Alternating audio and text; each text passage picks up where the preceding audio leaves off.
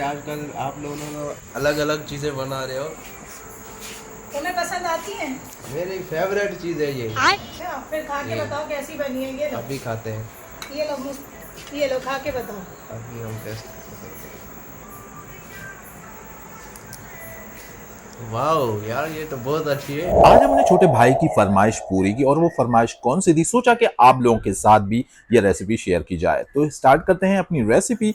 सबसे पहले आपने थोड़ा सा तेल लेना है, यानी कि बड़ा चम्मच होता है उसका आधा हिस्सा आपने तेल का शामिल कर देना है। 1 चम्मच सूखे धनिए का पाउडर शामिल करना है। चाट मसाला आपने शामिल करना है। लाल मिर्च पाउडर आपने इसमें शामिल कर देना है। अजवाइन आपने इसमें लाजिम ऐड करना है। उसके बाद आपने नमक आपने हस्ब जायका आप यूज़ कर सकते हो। सूखा भुना हुआ ज़ीरा आप शामिल करेंगे। उसके बाद आपने इस मसाले को अच्छे तरीके से मिक्स करोगे। मिक्स आपने अच्छे तरीके से करना है और आग आपने हल्की रखनी है।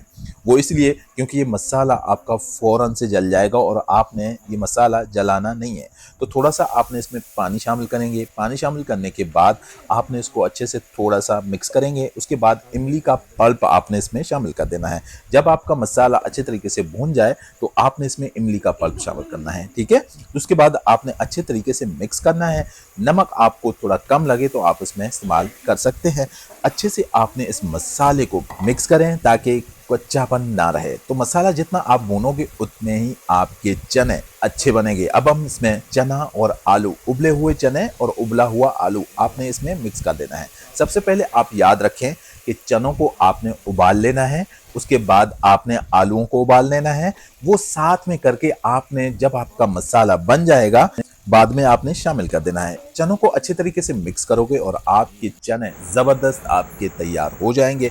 छोटी सी रेसिपी है, आप 5 मिनट के अंदर अंदर आप ये रेसिपी तैयार कर सकते हो। ये आप देख सकते हैं कितना जबरदस्त आपको लुक नजर आ रहा होगा। तो मिलते हैं कल।